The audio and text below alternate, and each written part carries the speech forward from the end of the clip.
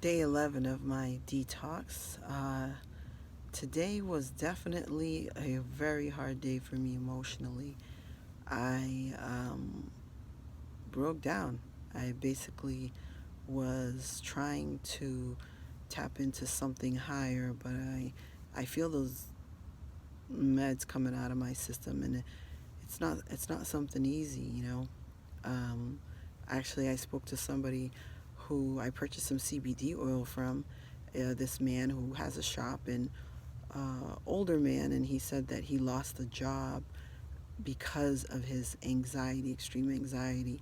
And after that, in the corporate world, of course, he said he had a meltdown in front of the entire staff in the corporate room, in the boardroom, I should say. And yeah, he was giving me a lot of feedback on the benefits of CBD and how you could determine it based on your weight. He even had a product that you don't need to like use in a vape pen, because I guess all of these things have gone wrong in the vape movement. And also, he had one that doesn't have THC. I shared with him my concerns with, you never know when you're going to be in a position where you have to be urine tested for a job in this day and age. In any event, he even had that.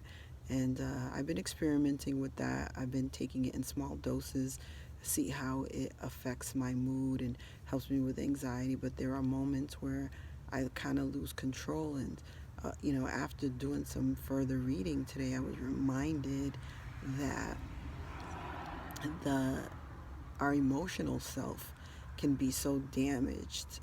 Sometimes it's not just our emotions, but the emotions of our parents, the emotions of our grandparents. It can be not just from family lines, also cultural lines, even ancestral lines. And all of that is just tied into our our body in a cellular level. And so sometimes when you have an anxiety attack, it feels like you're crawling out of your skin, but yet you're sitting still. I reached for a few people who allowed me to vent and process my emotions.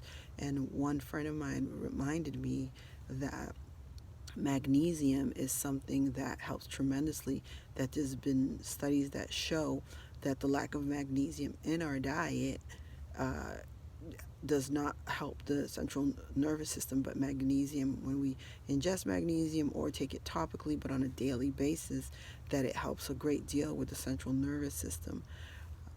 So I'm pretty much going to start back up on that. It had completely slipped my mind, and so I'm going to make that a priority in the coming days. I'm out here in the cold. I wanted to put myself in the cold because just to kind of wake the body up. I did do a workout, a pretty intense workout, a CrossFit workout. I did mostly calisthenics using my body weight, but I did do some overhead presses and some squats with a dumbbell as well as a kettlebell, and I felt myself getting a little lightheaded, but I needed to channel some of that nervous energy.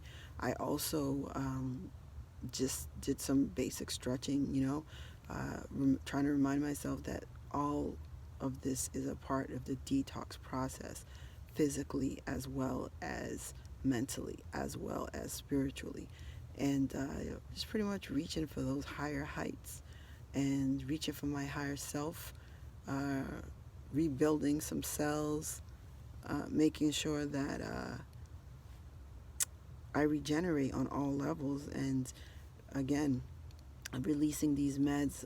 The man at the CBD oil shop asked me if I had gone down 25 milligrams or half a milligram, and I let him know I went cold turkey. He was stunned that I did that, and he told me I'm very strong. And for those of you who have battled with this, you know that to stop it is actually not wise. It's not suggested, but I'm doing it because I am transitioning into the raw food diet, and since a lot of our serotonin is produced in the large intestine. Our gut basically helps produce serotonin, and I'm working on that. I'm cleansing.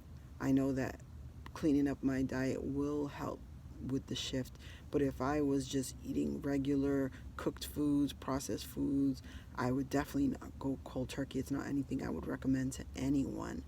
In any event, I will be checking in later. Tomorrow is day 12, and this is my current status.